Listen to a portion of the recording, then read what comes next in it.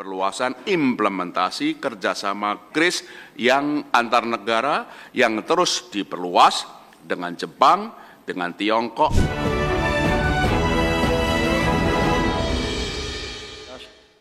Bank Indonesia terus memperluas transaksi menggunakan mata uang lokal dan integrasi sistem pembayaran lintas negara untuk mengurangi ketergantungan Indonesia terhadap dolar Amerika Serikat. Selain menjaga stabilitas nilai tukar rupiah, kebijakan ini untuk mendorong efisiensi transaksi lintas batas di kawasan. Bank Indonesia terus memperkuat strategi untuk mengurangi ketergantungan Indonesia terhadap dolar Amerika Serikat melalui perluasan transaksi menggunakan mata uang lokal dan integrasi sistem pembayaran lintas negara. Kebijakan ini merupakan bagian dari upaya besar menjaga stabilitas nilai tukar rupiah, sekaligus mendorong efisiensi transaksi lintas batas di kawasan.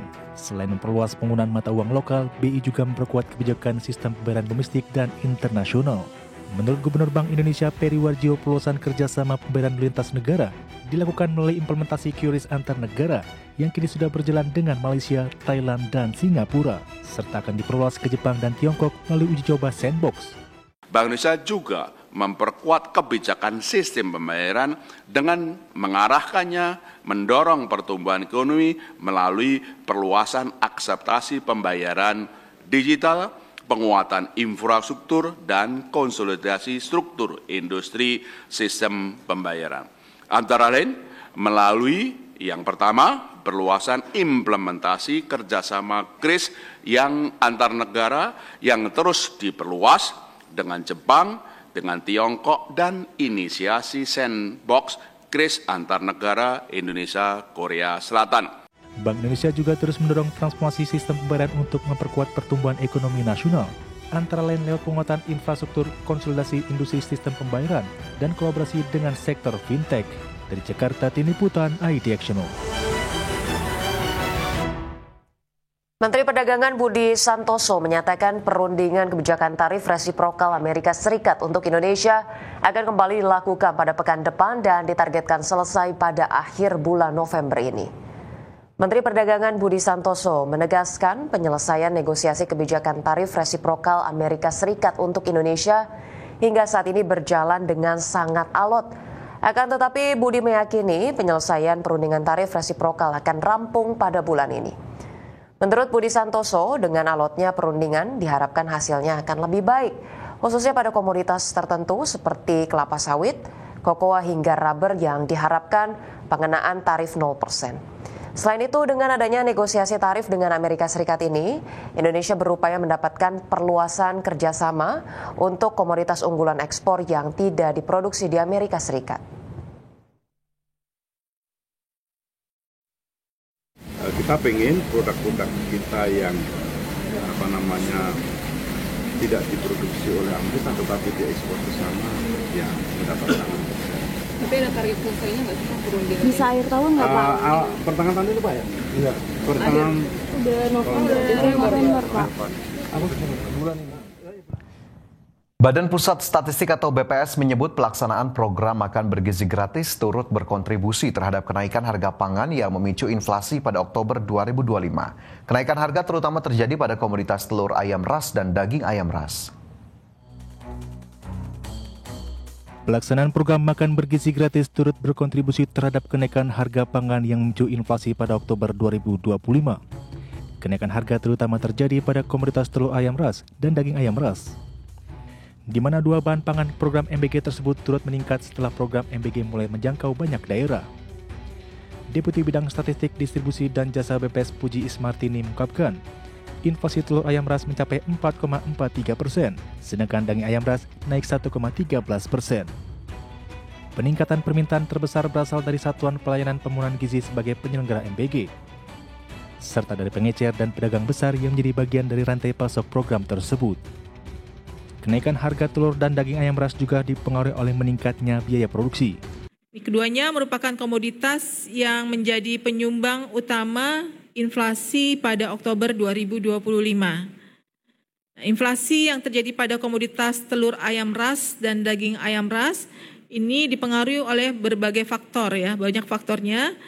dan salah satunya adalah adanya kenaikan permintaan telur ayam dan daging ayam ras dari SPPBG yang berasal dari pasar atau juga dari pengecer dan juga pedagang besar ya. Jadi diduga ini menjadi salah satu indikasi naiknya permintaan telur dan daging ayam ras. Berdasarkan data BPS pada Oktober 2025 terjadi inflasi 0,28% secara bulanan. Sementara secara tahunan terjadi inflasi sebesar 2,86%. Adapun kelompok makanan, minuman, dan tembakau pada Oktober 2025 mengalami inflasi sebesar 0,08% dan memberikan andil 0,02% ke inflasi. Dari Jakarta, Raharjo Patmo, Tim Liputan IDXNO. Pemirsa, Menteri Keuangan Purbaya Yudi Sadewa memastikan stabilitas sistem keuangan pada triwulan 3 2025 tetap terjaga dan turut mendukung pertumbuhan ekonomi nasional. Penempatan kas pemerintah sebesar 200 triliun ke Bank Himbara diakui mampu meningkatkan likuiditas perekonomian. Hal tersebut tercermin dari pertumbuhan uang primer sebesar 13,2% secara tahunan. Selain pertumbuhan uang primer, uang beredar dalam arti luas juga tumbuh sebesar 8% per September 2025. Purbaya memastikan pemerintah akan terus meningkatkan investasi dengan terus memperkuat peran Danantara untuk mendorong pertumbuhan ekonomi nasional. Purbaya berharap kebijakan peningkatan likuiditas perekonomian serta stimulus pemerintah bisa menciptakan pertumbuhan ekonomi 5,5% pada kuartal 4 2025 dan tumbuh sebesar 5,2% di akhir tahun. Penempatan kas pemerintah 200 triliun rupiah sebagai cash management turut meningkatkan likuiditas perekonomian, tercermin dari pertumbuhan uang primer sebesar 13,2% year on year. Likuiditas perekonomian juga meningkat sejalan dengan kebijakan moneter longgar dan ekspansi likuiditas, dengan pertumbuhan uang beredar dalam arti luas atau M2 mencapai 8% year on year pada September 2025, lebih tinggi dibandingkan 6,5% year on year pada bulan Juni 2025. Ke depan, investasi akan terus diperkuat, termasuk melalui peran Danantara sebagai pengungkit investasi swasta, serta upaya penciptaan iklim investasi yang kompetitif dengan pembentukan Satuan Tugas Percepatan Program Strategis Pemerintah atau Satgas. Pemirsa, lonjakan harga emas dunia hingga 40% menjadi alasan komoditas emas perhiasan menyumbang utama kenaikan inflasi di Indonesia pada Oktober 2025. Kebijakan sejumlah negara yang menjadikan emas sebagai instrumen untuk menyimpan cadangan menjadi penyebab harga emas dunia melonjak.